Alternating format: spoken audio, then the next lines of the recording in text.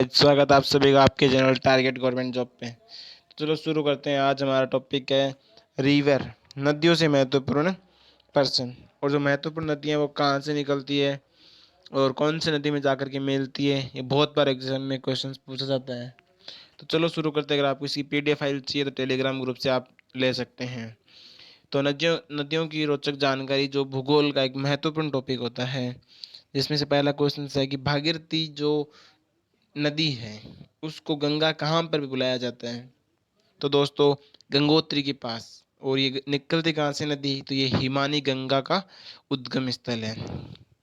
गंगोत्री कहाँ स्थित है आपसे ये पूछ ले, और इसकी कितनी ऊंचाई है, तो उत्तराखंड के उत्तरकाशी जिले में 3900 मीटर की ऊंचाई पर स्थित है। और गोमुख के निकट गंगोत्री हिमानी गंगा का उद्गम स्रोत है। अलकनंदा का उद्गम कहाँ से होता है दोस्तों? अल बद्रीनाथ के ऊपर जो सतोपत हिमानी है अलकापुरी हिमनद, वहाँ से अल जो बद्रीनाथ है वो निकलती है। बद्रीनाथ का क्यों पूछा हमने, क्योंकि भागीरथी और बद्रीनाथ जो वहाँ पे मिलती है वहीं पे उसको गंगा बोलते हैं। तो गंगा नदी को गंगा कहकर कहाँ पर बुलाया जाता है, तो जो देवप्रयाग है, देवप्रयाग के बाद में, जहाँ अलकनंदा और भागीरथी आपस में मिलती है और हरिद्वार के निकट मैदानी भाग में पहुँचती है, वहीं से भागीरथी को क्या कहा जाता है, गंगा नदी कहा जाता है। और गंगा को पद्मा कहाँ बुलाया जाता है, तो दोस्तों बांग्लादेश में गंगा को पद्मा बुलाया जाता है। सिंधु भारत में किस राज्य से होकर बहती है? सिंधु भारत के एकमात्र राज्य जो अब यूटी बन चुका है, केंद्र शासित प्रदेश बन चुका है, जम्मू कश्मीर से होकर बहती है। भारत और पाकिस्तान के बीच संधि यानी जल संधि कब हुआ था? यानी जो सिंधु जल समझौता है, संधि नहीं, ये सिंधु नाम है, मिस प्रिंटिंग हो गया। तो सिंधु जल समझौता 1960 में हुआ था, जो जवाहरलाल नेहरू है उनकी मध्यस्थता से। भारत इस नदी का 20% पानी ही इस्तेमाल कर सकता है, ये भी आप ध्यान में रखना। नदियाँ और उनके उद्गम स्थल की बात करते हैं हम। जो पहला होगा संगम होगा, दूसरा है मुहाना कहाँ पे बनाती है। तो जो सिंधु नदी है वो सानो ख्याबाव हिमनद यानी तिब्बत के मानसरोवर झील के पास से निकलती है और फिर ये अरब सागर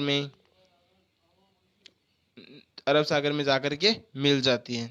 देखो दोस्तों, जो पहला होगा नदी का नाम, फिर ये उद्गम स्थल होगा, फिर उसके बाद या तो संगम या फिर मुहाना होगा। जो गंगा है वो गंगोत्री से निकलती है और जाती कहाँ पे, बंगाल की खाड़ी के अंदर।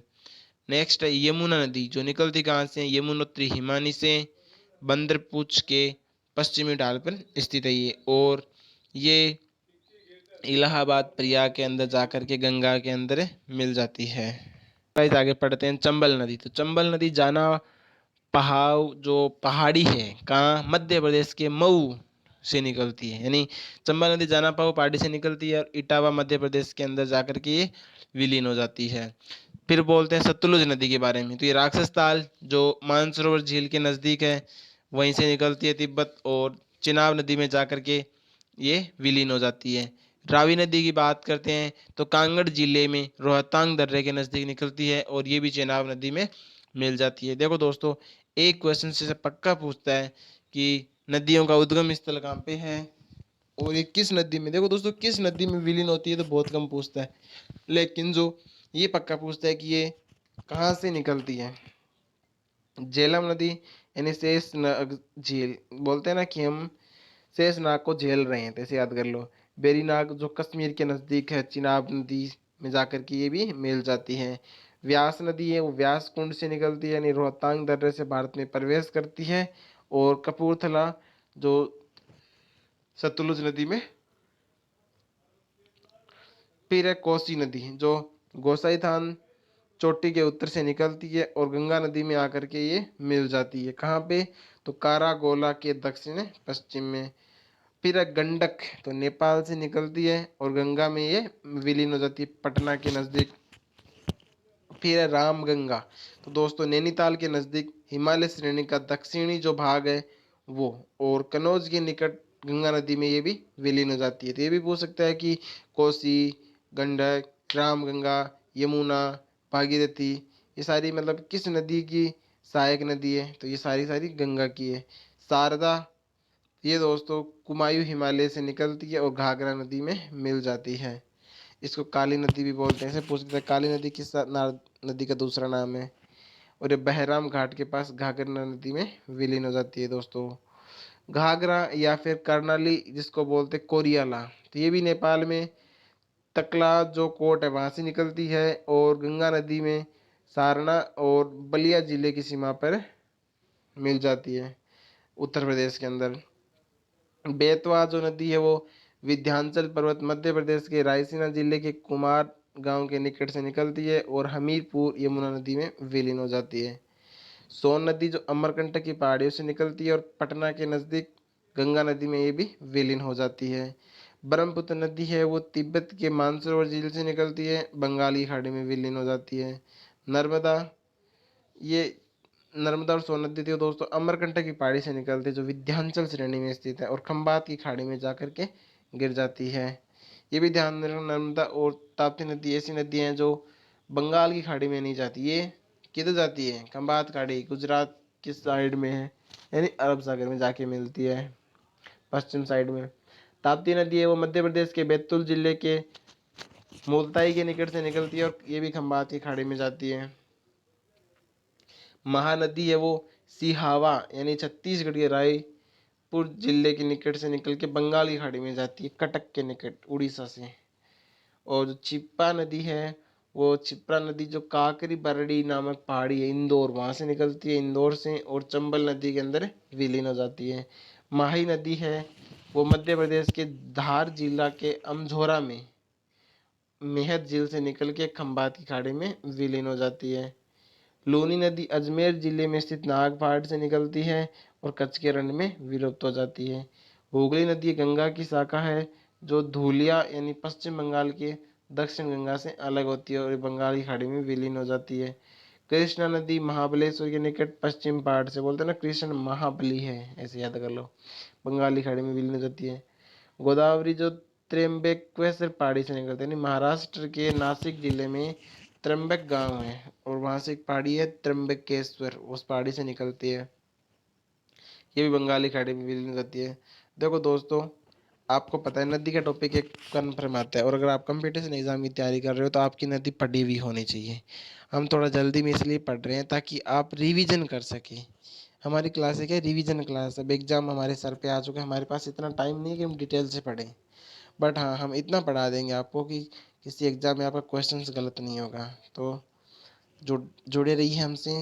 साइंस की क्लास भी आएगी एक शाम को, प्लस रोजाना सुबह करंट अफेयर क्लास आती है ही दोस्तों। तुंगभद्रा कावेरी नदी जो ब्रह्मगिरी पहाड़ी कर्नाटक के कुर्ग जिले में से निकलती है और बंगाली खाड़ी में चली जाती है। तुंगभद्रा है वो गंगामूल चोटी से जो तुंगा और काडूर से भद्रा कर्नाटक से निकलती है।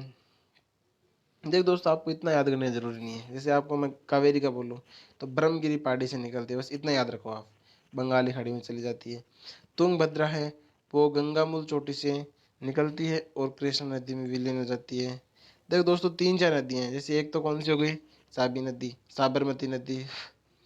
जैसे ट्रिक है समानता, याद रखना, साबरमती नदी, माही नदी और नर्मदा। इसके अलावा माही वो है ना नर्मदा और ताप्ती नदी, और एक है शरावती नदी।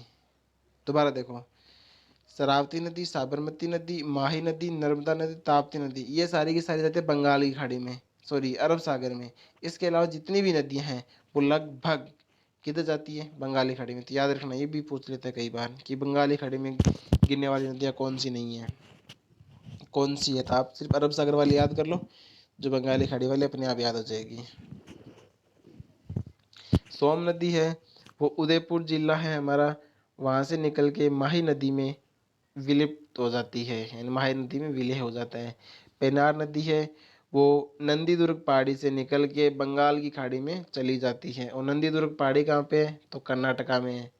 पेरियार, ये नदी केरल में बहती है, मात्र केरल में बहती है पेरियार नदी, और पेरियार झील में गायब हो जाती है। उमियम नदी जो उमियम झील मेघालय में है ये। बेगाई, बेगाई से देखो बेंगई यानी तमिलनाडु, कडन कणिक्यूर में मेघई के सॉरी मदुरई के निकट में और बंगाली खाड़ी में ये भी चली जाती है। दक्षिणी जो टोन्स है वो तमसाकुंड जलाशय। देखो दोस्तों ये इतनी खास नहीं है, लेकिन कहना कि नदियां हैं, कई बार एग्जाम में पूछ लेता है, बहुत कम पूछता है लेकिन पूछ लेता है। और आगे हम एक सेपरेट वीडियो लेके आएंगे जिसमें नदियों की जो नदियाँ खास है उनका उपनाम क्या है, उनकी लंबाइयाँ कितनी है, पार्ट 2 में हम ये लेके आएंगे दोस्तों। आयड और जो बेडच है वो गोमुंडा पहाड़ी से यानी उदयपुर की निकट से निकलती है और बनास नदी में चली जाती है। अगर आपको हमारी क्लास अच्छी लगी हो तो हमारे चैनल को ज्वाइन कीजिए, और अगर आपको अच्छा लगा हो तो अपने दोस्तों के साथ दोस्तों शेयर भी करें, और नेक्स्ट क्लास आपके पास आएगी इसके लिए आप बेल आइकन को प्रेस कर दें। थैंक यू दोस्तों।